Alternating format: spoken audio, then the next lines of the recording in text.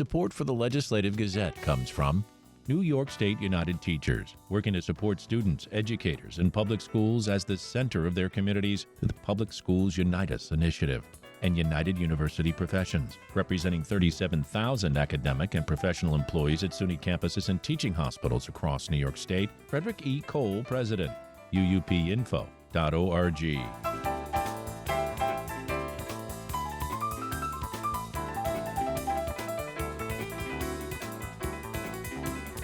New York lawmakers have started passing parts of the state budget more than 2 weeks after it was due. As the Legislative Gazette's Karen DeWitt reports, Thursday's votes centered on cracking down on hate crimes, retail theft, and illegal cannabis shops.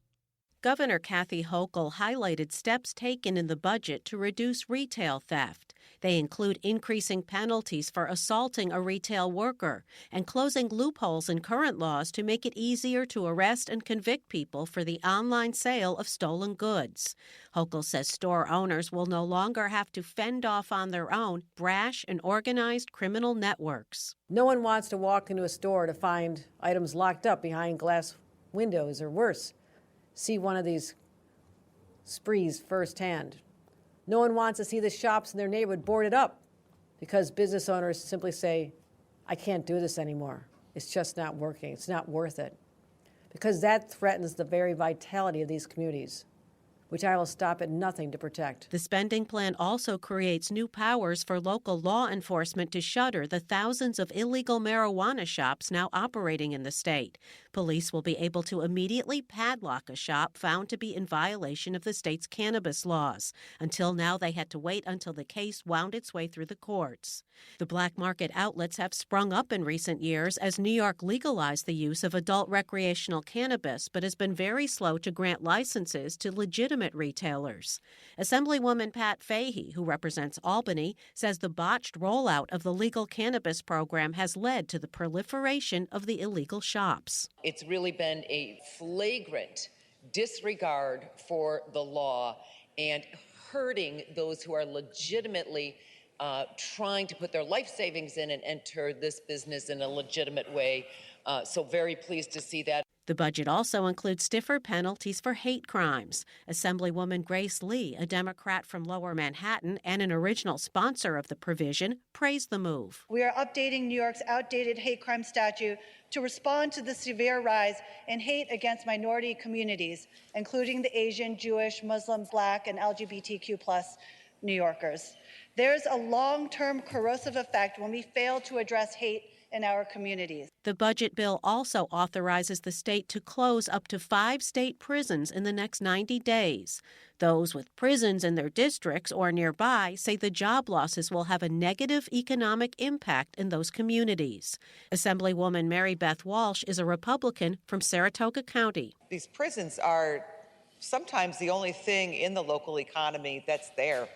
The biggest employer for an area. So this is going to be a bitter pill, really, to have up to 5 more closures in on such short notice. Assembly Majority Leader Crystal Peoples-Stokes, a Democrat from the Buffalo area, says while she thinks the 90-day notice is too short, she says communities need to look to other means of creating jobs. Prisons are not supposed to be a job opportunity for people.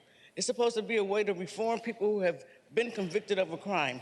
If you haven't been convicted and you're not in jail, there's no reason to keep them open. As of late Thursday, a number of key budget bills were not yet completed, including an education spending bill that distributes school aid and the state's financial plan, as well as an affordable housing program.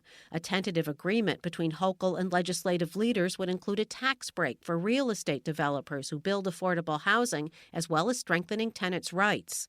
The Senate and Assembly plan to remain at the Capitol until Saturday, at least, in order to complete the bills and finish getting a budget in place. In Albany, I'm Karen DeWitt for the New York Public News Network.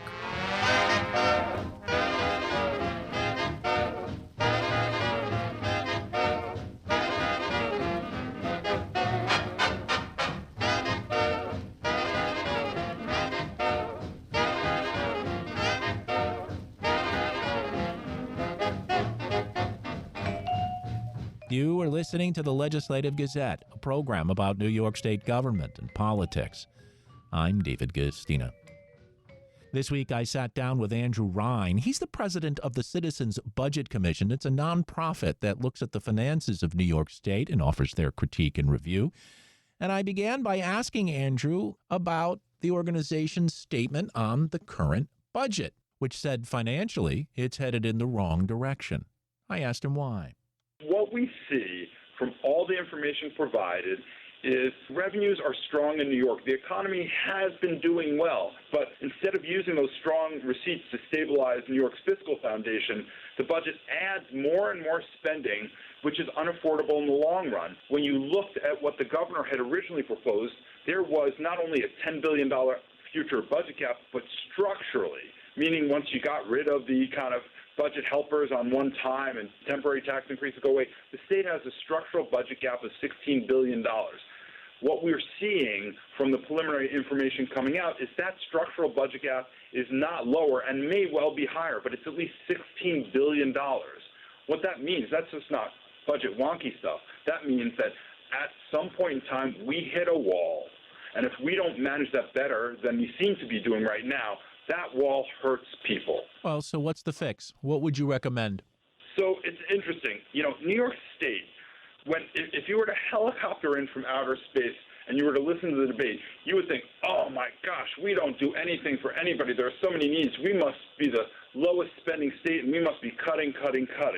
So the first thing to do is think about the context. It's interesting. New York State and localities, and that's the best data we have to compare around the country, we spend, and the state is the majority of this, we spend the second highest amount per capita in the country. And yes, the country is a diverse place, but we spend more than California, more than Connecticut, more than New Jersey, more than Massachusetts, and certainly more than some competitors of ours in Florida and Texas. So we spend a lot. And then you look at what New York State has been doing in recent years. We came through a pandemic and a recession, which one would normally think would be a contracting budgetary time. But when you look at state operating funds, which obviously, as you said, this whole state budget, including federal money, is $237 billion, but the kind of guts that we take out of the state economy to run the operations, not capital investment, run the operations, that's around $130 billion. When you look at what has happened in New York State between fiscal 21, that's like slightly into the recession, to what the governor's proposed, we've increased state operating funds $32.5 billion, mostly around 8% a year. And the governor proposed, and this is at the tail of this, the governor already proposed to increase spending $4.8 billion. That's over 4%. And now inflation has reduced a little bit. So we are a high spending state that is increasingly spending more and more each year. And we should be able to provide the services New Yorkers need within that level. So what we recommend is, as I mentioned, we have this $16 billion structural budget gap. If we could restrain spending, maybe 2% a year, maybe around inflation, we could actually reduce that over time. That would stabilize us and help the state be able to protect New Yorkers in the future. That's Andrew Ryan, president of the Citizens Budget Commission.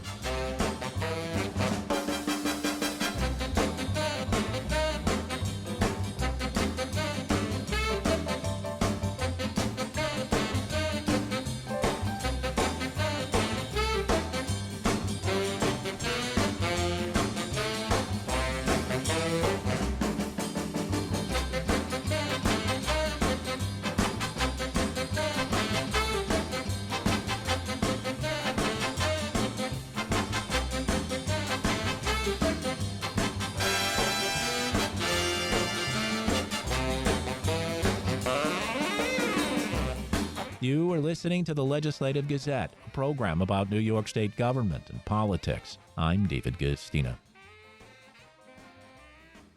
As the U.S. Environmental Protection Agency prepares to release its third five-year review of the Hudson River PCB cleanup by General Electric, two Hudson Valley congressmen are seeking additional remediation. The Legislative Gazette's Lucas Willard reports. The EPA is preparing to release the third five-year review of the Hudson River Superfund cleanup. GE completed its dredging of contaminated sediment from the river in a 40-mile section from Fort Edward to Troy in 2015. But as the report nears, Hudson Valley Congressman Pat Ryan and Mark Molinaro say the EPA should require GE to perform additional remediation.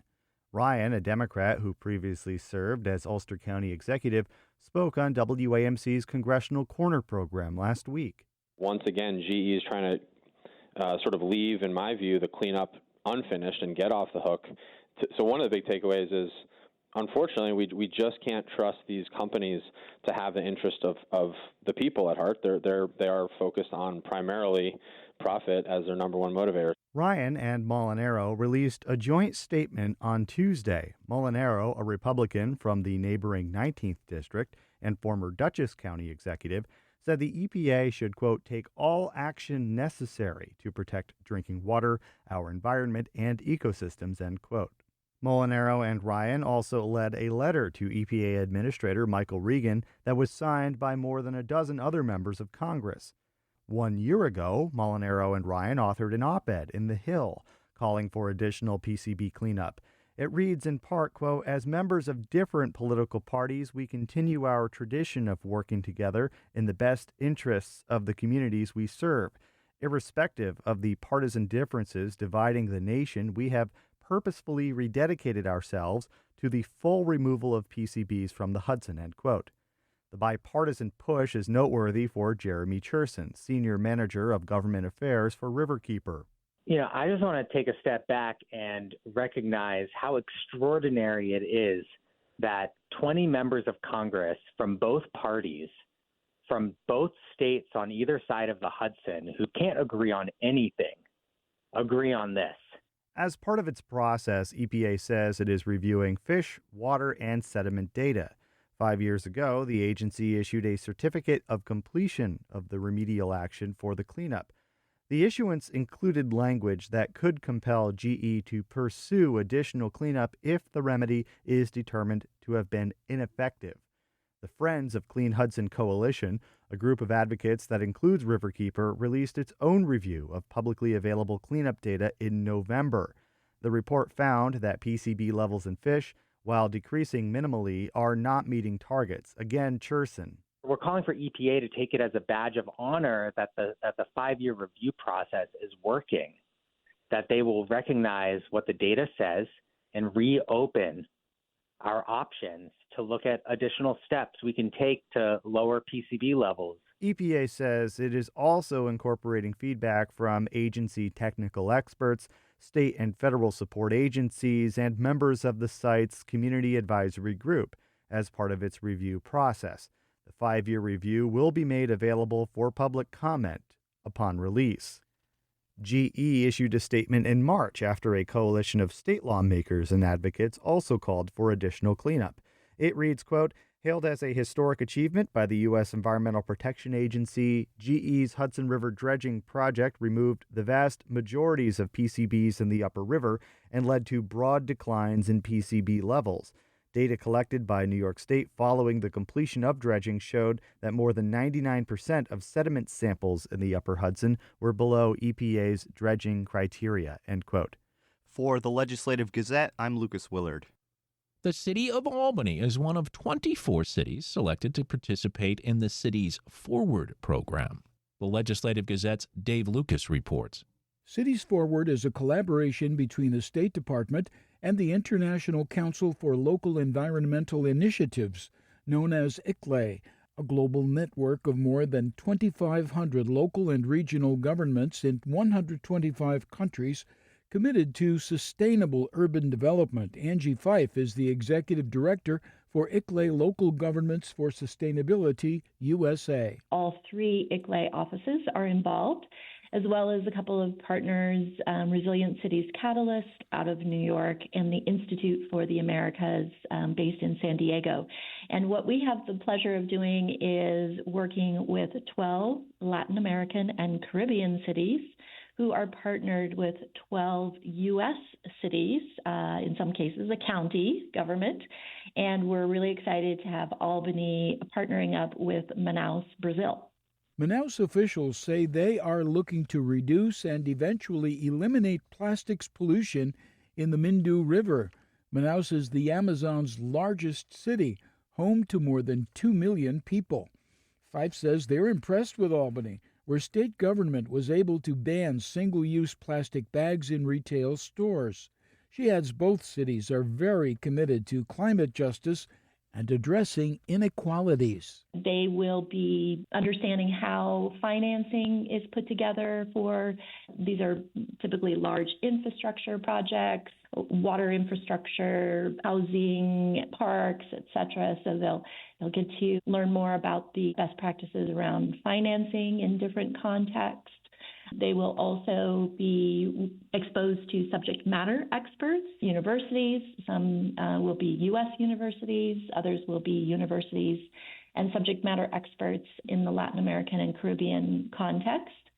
We will be putting together a specific cooperation charter between Manaus and Albany. So they will collectively come together and decide on the types of things that they would like to work on jointly in terms of learning and growth. And because they're both river cities, Albany and Manaus have significant economic drivers in their community around rivers. Democratic Mayor Kathy Sheehan says the partnership between Albany and Manaus, set to run through 2025, will be mutually beneficial. We will be working with them on understanding what their sustainability issues are and how they're addressing them and vice versa. And we're just thrilled. We're only one of 12 cities in the United States selected for this program. And, other cities include places like Dallas and Philadelphia, much bigger than the city of Albany. And I think it's a testament to how seriously we have taken sustainability. We've invested funding in it. We've invested people in it. And now we are going to be able to learn from a city in South America and be able to bring those teachings back here and hopefully accelerate the work that we're doing on sustainability. Sheehan says the association will also help Albany develop its climate action plan and commitment to become carbon neutral by 2050. For the Legislative Gazette, I'm Dave Lucas.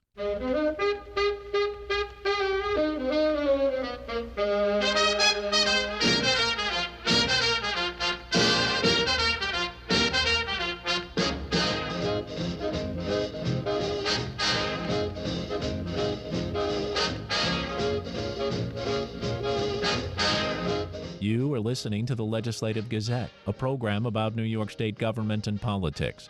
I'm David Gustina.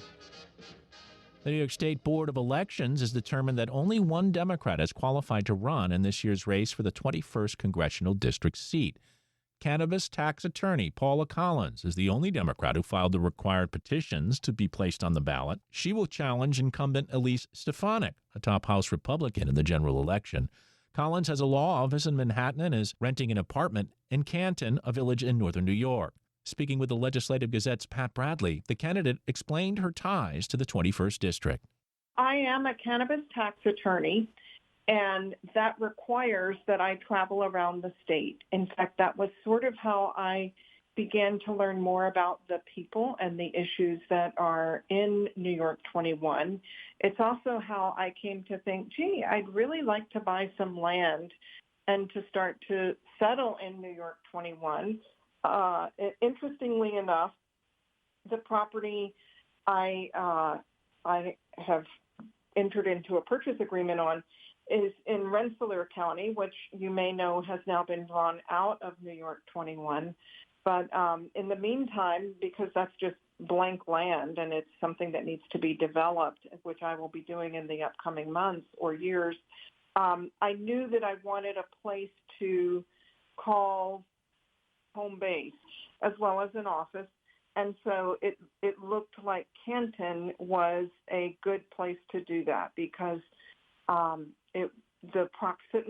the distance that one has to travel if you're regularly moving about in New York 21, that distance, it's over 15,000 square miles.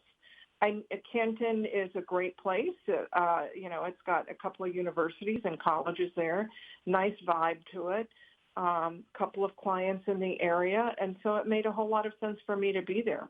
Paula Collins, in past campaigns that have come up against Elise Stefanik, the Republican incumbent, She's been somewhat successful with this carpetbagging charges against her opponents. If there's even the slightest bit of history of somebody having not been in the district or leaving the district for a while, she will go after them.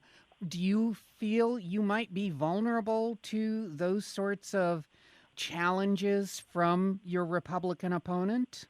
I would throw that carpetbagger term right back at her.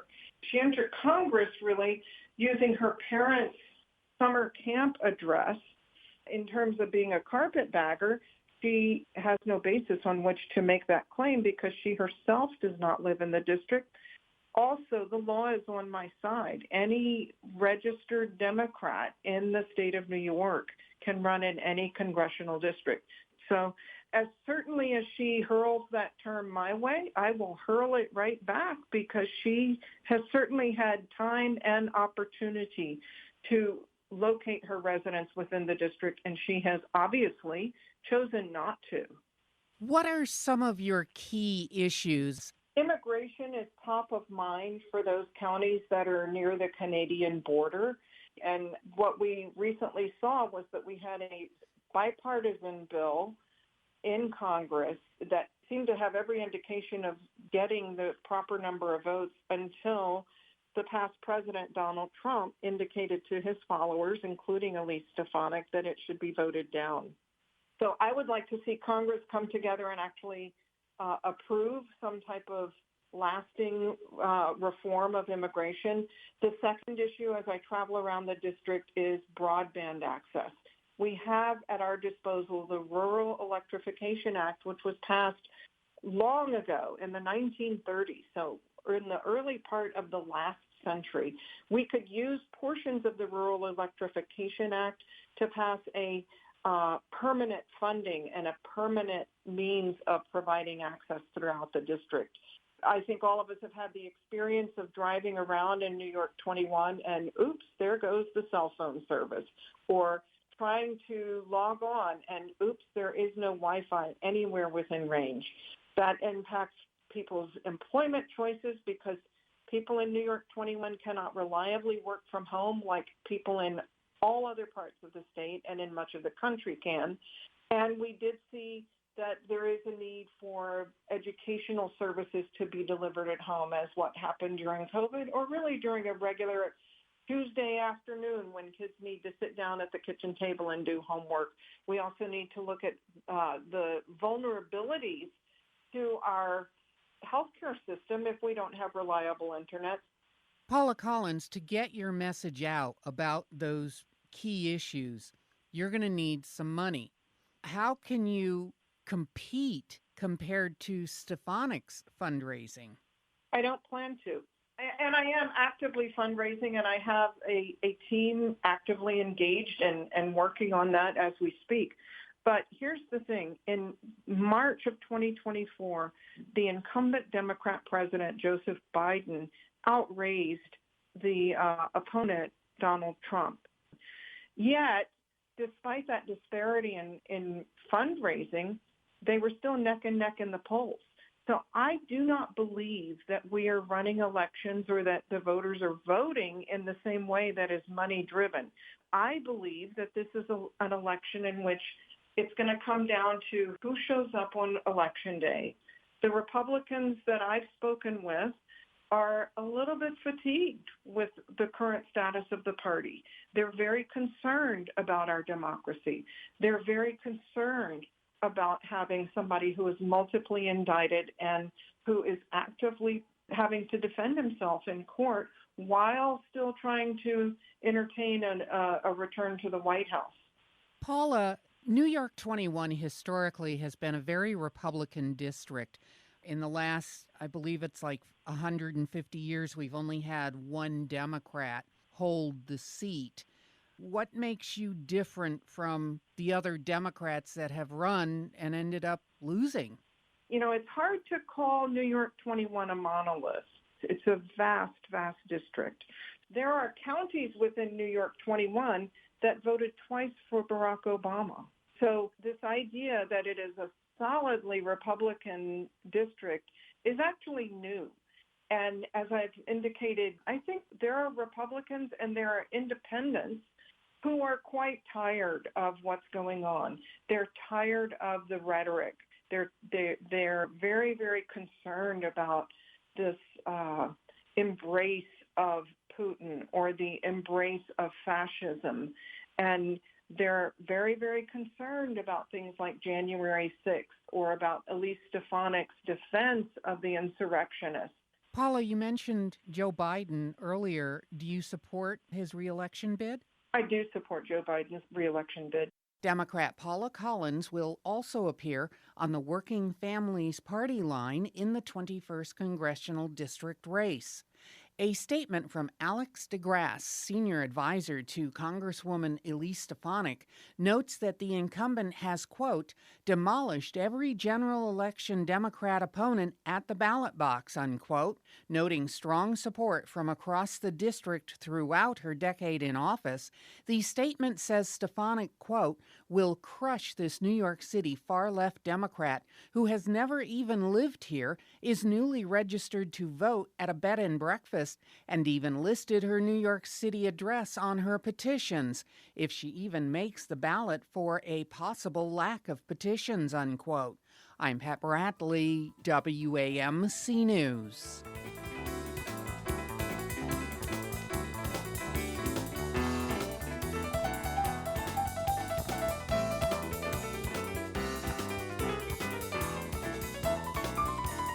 And that about does it for this week's show. The Legislative Gazette is a production of WAMC Northeast Public Radio. We had help from the New York State Public Radio Network. You can listen to the Legislative Gazette anytime at WAMCpodcast.org or anywhere you get your podcasts. Look for program number 2416. And join us again next week at this same time for more news on New York State government and politics. For the Legislative Gazette, I'm David Gustina.